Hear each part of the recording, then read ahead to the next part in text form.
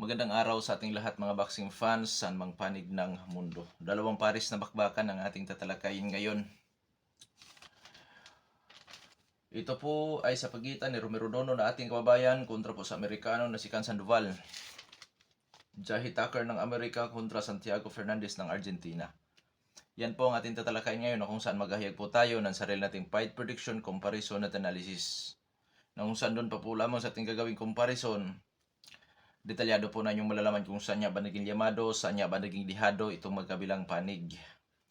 Na kung saan inaanyayahan ko po kayo na panoorin ang buong video at nang sa ganun makakakuha kayo ng idea at higit sa lahat makapag-desisyon kayo sa inyong pipiliin na sa tingin po ninyo ay may malaking tsansa sa panalo dito po sa naturang bakbakan.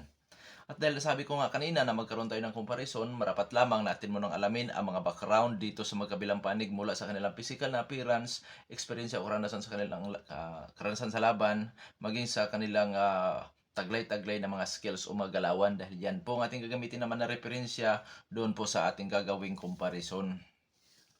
Pero bago natin ito simulan para po sa mga boxing fans na bago pa po lamang napadpad dito sa ating munting channel, inaanyayahan ko po kayo na sana suportahan po ninyo sa pamamagitan po ng subscribe, like, and share. At para po sa mga boxing fans na walang sawa na sumuporta at sumabaybay dito sa ating munting channel, taos puso po ako nagpapasalamat sa inyong lahat. Wala pa nung Sports PH kung wala rin po kayo mga idol. Kaya naman, hindi na natin ito patagalin pat simulan na natin. Unahin nating tatalakayin ang bakbakan sa pagitan ni Jahi Tucker at Santiago Fernandez. So alamin muna natin ang mga background sa magkabilang panig at unahin natin sa panig nitong si Santiago Fernandez. Mga Lods, ang fight schedule pala nito ay August 17, 2024. Doon po ito gaganapin sa Centre Videotron, Quebec, bansang Canada. So simulan na natin. Unahin natin ang sa panig ni Santiago Fernandez. As a pro boxer, itong si Fernandez po ay may impresibong kartada. 8 wins with 4 wins coming by way of knockout. May isang talo at may isang tabla na rin. Sa kanyang nag-iisang talo, sa puntusan lamang po ito natatalo. May edad 31 anyos at ang height 5 foot and 11 inches. Orthodox ang kanyang stance, knockout ratio 50%. Last fight, May 25, 2024, nakasagupa nito si Alexandre Gumot. Talo si Santiago by split decision. So, comeback fight ito ni Santiago Fernandez, Malods, ang kanyang laban kay Jahi Tucker. Karanasan o experience nitong si Santiago Fernandez. Mga idol, bago ito pumasok sa pro boxing, siya po ay dating kickboxer. Oo. Doon po talaga siya matagal kasi ito, si Santiago, hindi ako nagkakamali, pumasok ito sa pro boxing nasa mga 27 anyos. At ngayon, as a pro boxer, ang pinakamatindi na kalaban po lamang nito ay si Alexander Gomot na may impresibong kartado na 10 wins, no loss, o walang talo. Sa skills naman na taglay-taglay ni Santiago Fernandez, pangkalahatan boxer puncher. Oo. So, pwede siyang maging pressure partner style, pwede siyang mag-defensive style, taglay ang counter punching style, at lumalaban sa brawlan o tututo na bakbakan. Malimit natin nakikita ito sa pressure partner style, malimit din natin nakikita ito sa brawlan o tututo na bakbakan. At syempre isa sa kanyang specialty mga loads ay ang pag-counter. Taglay ang hand speed, syempre, power, timing at accuracy. Bagamat hindi naman ito kilala talaga na knockout artist, which is may knockout ratio lang ito na 50%, pero yung 50% na yun mga lods, pag nakapuro yan, aba, ay may kalalagyan ng tatamaan. Yung 20% nga knockout ratio, may kakayahang knockout. Bagamat hindi kilala knockout artist, siyempre may pagkakataon na makapagpa-knockout po yan, siyempre. Lalo na kung makatama yan ng solido. So ngayon, sa dipinsa naman itong si Santiago Fernandez, mga lods, masasabi ko na average lamang ang kanyang dipinsa. So ibig sabihin, hindi ito katulad nila Floyd Mayweather, Guillermo Rigondeaux, Shakur Stevenson, na matatawag nating eksperto pagdating po sa dipinsa. Hindi po. Boxer puncher, so may husay lang din sa dipinsa pero hindi po Katulad nga sa mga technical fighter na may taglay sa Sweet Science of Boxing.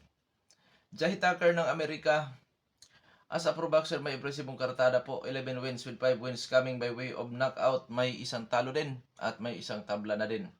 Sa kanya nag-iisang talo, sa puntusan lang po natatalo ang boksingerong ito. May edad 21 anyos at ang height 5'11" inches. Orthodox ang kanyang stance, ang count ratio 45.45%. Mga load sa actual na laban, nagsuswitch stance ito. Parehong epektibo, mag-south to man ito or orthodox, pero originally ang kanyang stance is orthodox. Last fight, June 8, 2024, Quincy Lavalis. Panalo ba yun na mas desisyon si Jahi Tucker? Karanasan o experience ni Jahi Tucker, mga lods, bago ito pumasok sa pro boxing, siya po dating lumalaban sa amateur na umabot po sa 16 wins with 4 wins coming by way of knockout at may 3 talo lamang. So mga lods, dating lumalaban pala sa amateur itong si Jahi Tucker. At dito naman sa kanyang karanasan as a pro boxer, ang pinakamatindi na kalaban nito ay ang katulad ni Francisco Daniel Beron. Bakit? Itong si Beron po, mga lods, is undefeated at dating Olympian. Kung di ako nagkakamali, dating Olympian po yan. Na kung saan, tabla. Kaya sa kanyang record may isang tabla. Dagdag natin si Quincy Lavalis. Na kung saan po, mga lods, bagamat hindi naman kagandahan ang record ni Lavalis, pero doon natin nakikita ang mga kakulangan sa depensa nitong si Jahi Tucker. At doon din natin nakikita ang kanyang tibay. At ang unang tumalo sa kanya ay si Niklos Flaz. Talo siya by majority decision. Nung saan doon din naman natin nakikita kung gano'n siya kadeterminado na uri ng pagkaboksingero. Nung saan, bagamat natalo, nakabalik ko agad. O, bakit? Sa unang lang, sa kanya kapag fight, tabla, which is nakalaban niya si Veron. Pangalawa, panalo na siya. Nakalaban niya itong si Quincy Lavalis na kung saan hindi po yan basta-basta. Veterano po yan. Sa skills naman itong si Jahi Tucker, pangkalahatan boxer puncher. Pressure fighter style, offensive style. Lumalaban sa brulan, ututo, tumakbakan, may counter punching style. Taglay ang footwork, in and out, side to side movement. Taglay ang hand speed, volume sa pagbato ng suntok. Timing at accuracy. Pagdating sa power, masasabi kong may GE na rin ang suntok ng bata na ito. Volume puncher. Ngunit pagdating po sa depensa, yun po ang dapat i-improve ng kanyang team. Kasi ang batang ito ay may mga butas po sa depensa na dapat pang i-improve. Dahil once na ma-improve ang kanyang depensa, mga lods, masasabi kong isang all-around boxer ito kung magkataon.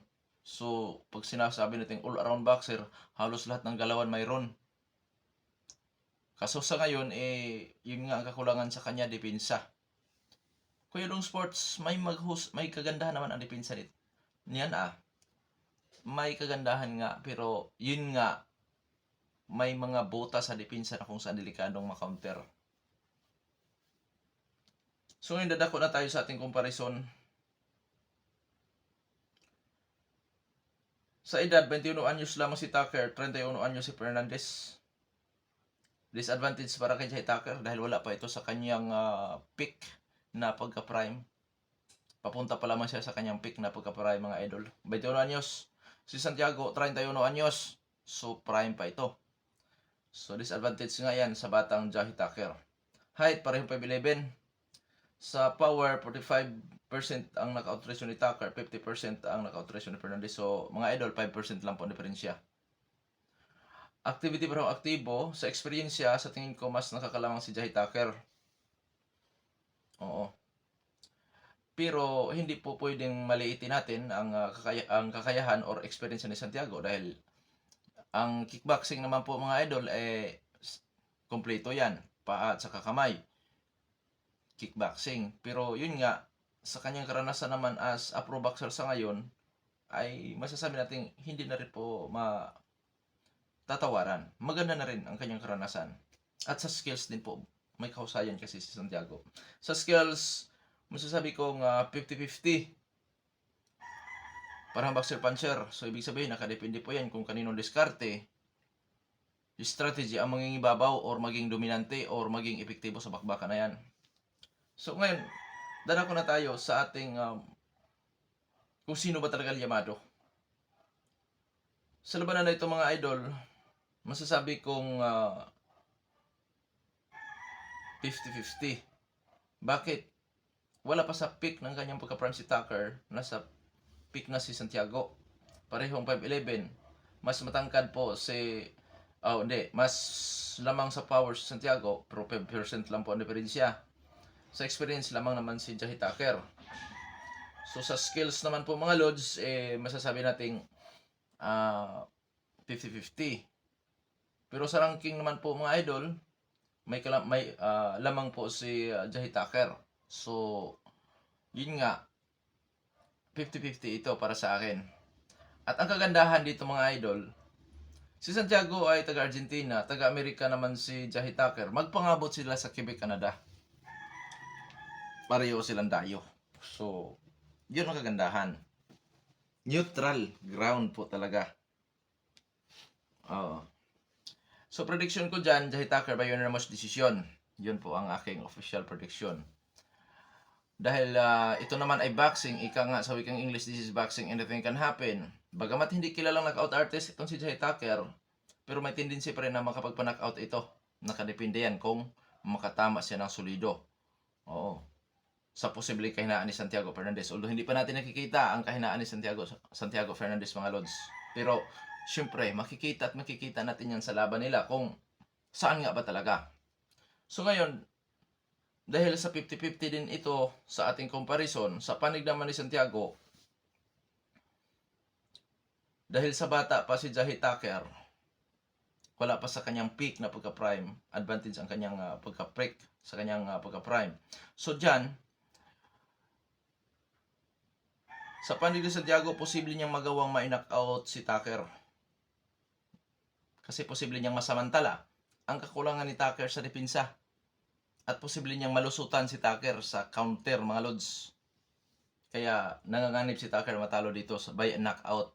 At yun dapat ang gagawin ni Santiago Fernandez. Ang i-knockout si Tucker at nang sa ganun makapiho siya sa panalo. Dahil once na mawi lang ito sa puntusan, tagilid si Santiago dahil bulyong panser si Tucker. Ganun pa man, hindi ibig sabihin noon na walang chansang manalo si Santiago sa puntusan. Sabi ko nga, this is boxing, anything can happen. At nakadepende po yan sa diskarte ng magkabilang panig. So sa panig naman ni Santiago Fernandez, posible niyang mapagtamaan ng malilinis sa patama si Jahi Tucker dahil nga sa kakulangan sa depensa ng batang ito. So kung ito ay mag-aabot sa 10 rounds or 8 rounds kanilang schedule, mamili ang mga hurado. Quality versus quantity. So may laban si Santiago, pero yun nga, malaki ang tsansa na marami talaga kung bumabato ng suntok si Tucker. At yun nga, sa dami ng suntok, imposibleng walang patama na malilinis doon na kung saan magsasanhi na makalamang sa puntusan. So kung gusto ni Santiago Fernandez ang makapiho sa panalo, i-knock-out niya si Jahi Tucker. Or kailangan na magiging malinis ang kanyang mga patama dito kay Tucker mga lods, yung tipong mapabagsak niya si Tucker, ganyan. At ang sagan makalamang siya sa puntusan. So may chance din si Santiago. So para po sa mga boxing fans na pipiliin si Santiago, mga lods, magandang laban ito, 50-50 nga. So may chance nga po si Santiago. Hindi ka gulat-gulat o nakapagtataka po yan na mananalo. Dahil 50-50 nga sa ating comparison. So ngayon, dadako naman tayo sa bakbakan sa pagitan ni Romero Dono na ating kababayan kontra Cain Sandoval ng Amerika. Alamin muna natin ang mga background dito sa magkabilang panig at ang mga ito ay nangangampanya na sa Super Lightweight Division. Cain Sandoval ng Amerika. May impresibong kartada as a pro boxer. 13 wins with 11 wins coming by way of knockout undefeated. May edad 22 anyos. Height 5 foot and 8 inches. Orthodox ang kanyang stance. Knockout ratio 84.62%. Last fight April 20, 2024. Nakasagupa sa Angel Regular. Panalo ba yun na decision si Cain Sandoval. Karanasan o experience ng batang ito bago ito pumasok sa pro boxing, ayon po sa fan-sided, itong si Sandoval ay nagkaroon daw po ito ng 100 total fights sa amateur boxing. At dito naman sa kanyang karanasan as a pro boxer, ang pinakamatindi na kalaban nito ay ang katulad ni Javier Molina, Wesley Ferrer, na kung saan para sa akin yan po ang nakapagbibigay sa kanya ng magandang karanasan dito po sa pro boxing. Sa skills nitong si Ken Sandoval, mga lods, masasabi kong pressure fighter brawler ang galawan ng batang ito. Although may defensive style din naman ito, yung kanyang pagbabakpedal, pero malimit talagang nakikita natin ito sa pressure fighter style, brawler style. Dahil sa may pagka-agresibo nga po ito. Volume Panzer taglay ang hand speed, power, timing at accuracy. Pagdating po sa depensa, kumakain ito ng kamao. Hindi po ito mahigpit sa depensa. Matibay ang estilo ng batang ito. Yun ang tsansa ni Dono. Dahil sa height, di naman sila magkakalayo. Pero alamin, lalim-laliman pa natin ang ating talakayan dahil mamaya natin yan pag-uusapan. So, hindi mahigpit sa depensa. Marunong kumain ng suntok si Ken Sandoval. So, sa panig naman ni Romero Dono, as a pro boxer, may impresibong kartada. 26 wins with 20 wins. Coming by way of knockout, may 4 na talo. Ngunit wala pang naitalang tabla. Sa kanyang 4 na pagkatalo, 3 beses nakatikim ng knockout. May edad 28 anyos, height 5 foot and 7 inches, reach 68 inches. Orthodox ang kanyang stance. Knockout ratio, 76.92%. Last fight, January 31, 2024, nakasagupa si Antonio Moran. Talo itong si Romero Dono by 6 round knockout. So ngayon, nadako naman tayo sa eksperyensya o karanasan ni Romero Dono. Ang mga tumalo nitong si Romero Dono, mga idol, ay hindi po mga basta-bastang boksingero katulad ni Ryan Garcia na dating WBC interim sa lightweight division. Frank Martin na kung saan ito po ay naging future world title challenger. Nakasagupa kamakailan lamang si Tank Davis, kung saan talo itong si Martin nga. Pero tinalo naman si Dono ni Frank Martin. Antonio Moran. Si Antonio Moran naman po, mga idol, kung bakit nasama ko siya dito sa mga nagbibigay ng magandang karanasan ni Dono or isa sa tumalo kay Dono, yung height reach advantage, no, saan si Dono po ay nahirapang makapag-adjust sa height and reach advantage ng kanyang katunggali. So, ang kakulangan ni Dono ay ang adjustment. So, ngayon dadako naman tayo sa skills ni Dono. Boxer puncher ito. Pressure fighter style, defensive style, lumalaban sa brawler, natuto na bakbakan, counter punching style. Timing lamang po kung bumabato na suntok itong si Dono. Taglay ang power, timing at accuracy. Yun nga ang kakulangan ni Dono. Depensa at adjustment sa galaw ng katunggali at siyempre sa height and disadvantage ng katunggali. Pero dito, walang problema si Dono sa height kasi pareho naman silang 1 inch lang ang diferensya. So, comparison natin, dadako na tayo sa ating official comparison. 28 anyos si Dono, 22 anyos ang kanyang katunggali. So, wala pa sa peak ang pagka-prime ng kanyang katunggali. Height, 1 inch ang diferensya lamang si Sandoval. Parehong orthodox ang dalawang maglalaban. Pagdating sa knockout ratio, 84.62% ang knockout ratio ni Ken Sandoval, 76.92% ang knockout ratio ni Dono. So dito, mga lods, labanan ito ng knockout artist. Activity, aktibong pareho ang dalawang maglalaban. Galing sa pagkatalo si Dono, galing naman sa panalo si Sandoval. Eksperyensya, sa uri ng kinalaban sa pro boxing lamang si Dono. At sa paramihan ng laban sa pro boxing lamang pa rin si Dono. Pero ang pinaka background naman ni Sandoval ay dating lumalaban sa amateur na umabot po sa 100 total fights. So mga idol, may laban din po si Ken Sandoval pagdating po sa eksperyensya. 50-50 sa eksperyensya. Sa skills, si Dono may boxer puncher. Itong isa, pressure fighter brawler. So ibig sabihin, madaling basahin ang galaw nitong si Ken Sandoval dahil pressure at saka mahilig sa close range, mid-range na suntukan. Bagamat may defensive style ito, backpedal, pero bibihira. Malimit talaga ito sa mga lods, mga malimit sa pressure na suntukan, pressure na labanan at mahilig sa close range sa suntukan. So sa skills, 55-45 in favor of Dono. Pagdating sa depensa, bagamat kulang din naman sa depensa si Dono, pero may kalamangan si Dono dahil may head movement si Dono, may cover sa panga, samantala itong kanyang katunggali, talaga naman, bukas na bukas itong mga lods. So ngayon, sinulimado kay Rong Sports sa physical na appearance, mga idol. Sa edad, advantage si Dono, 28 anyos, 22 anyos ang kanyang katunggali. Wala pa sa peak ng kanyang pagka-prime. Sa height, mas matangkad po ng 1 inch si Ken Sandoval. Sa power lamang si Sandoval. Sa eksperyensya, 50-50. Sa skills, may kalamangan si Dono. So ngayon, masasabi kong Kung sa ranking naman tayo, lamang po si Sandoval. Sa ranking may kalamangan si Sandoval. Pero sa physical na appearance, 50-50 para sa akin. Sa pangkalahatan, masasabi kong 50-50. Alam niyo bakit? For the first time, mapapalaban si Ken Sandoval sa ganito ka recalibreng boksingero tulad ni Dono. So dito pa lamang masusubukan ang husay, ang kakayahan ni Sandoval at yung kanyang tibay. Kung madala ba niya ang kanyang tibay dito sa power puncher na si Romero Dono na ating kababayan. So malaking pagsubok ito sa panig ni Ken Sandoval.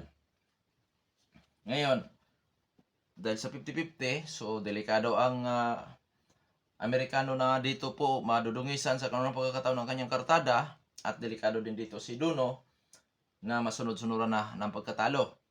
Noon sa mga lods, kamak-fight ito ni Dono galing sa pagka-knockout. Kuya Dong Sports, malimit mong sinasabi, pagkagaling sa pagka-knockout, wala kayo itong iniindang phobia. Si Dono, wala na tayong nakikitang phobia dyan dahil ilang beses na ito nakatikim ng knockout. Lamang, expose ang kahinaan, expose na ang kakayahan ni Dono. Oo. Saan siya mahina, sa katawan o sa mukha, may kahinaan pala si Dono, ganyan. At yung kanyang kakayahan na may kakulangan pa, may kakulangan sa adjustment. Kumbaga, may kahinaan pagdating po sa adjustment. So, dyan mga idol, yun nga, 50-50 para sa akin. Dahil for the first time pa lamang mapapalaban si Sandoval sa katulad ni Dono. Malaking pagsubok yan para kay Dono. At siguro sasabihin ng mga boxing fans na pag natalo si Sandoval is upset. Hindi upset para sa akin yan. 50-50 lang. Kaya, walang upset dyan. Dahil for the first time, mapapalaban si Sandoval sa katulad ni Dono. Okay. Mga idol, ipagpauna ko po sa inyo. Siyempre, gusto ko manalo si Dono. Kababayan natin to eh. Ang suporta ko kay Dono. Pero sa ating gagawing prediction, mga idol, real talk lang tayo. Kumbaga, wala akong papanigan. Okay, Ken Sandoval para sa akin ang mananalo dyan by knockout sa mga 9th rounds. At kung sakaling di magawa ni Sandoval i-knockout si Dono, pabor pa rin ako kay Sandoval na manalo sa puntusan dahil agresibo, volume puncher, at may power na kung saan posible niyang may domina ang laban. Pero dito, masusubukan ang tibay at dito rin masusubukan ang kakayahan ni Sandoval. So sa panig ng ating kababayan, Romero Dono, by knockout, kailan kaya mangyayari yan? Siguro mga lods,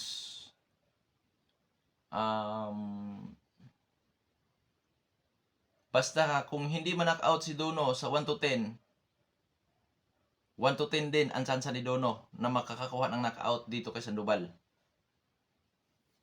Dahil posibleng masamantala ni Dono ang kakulangan ni Sandoval sa depensa. Posibleng mapuruhan ni Dono si Sandoval dahil sa kakulangan sa depensa ng batang ito. Pero kung kakayanin ni Sandoval ang power punches ni Dono,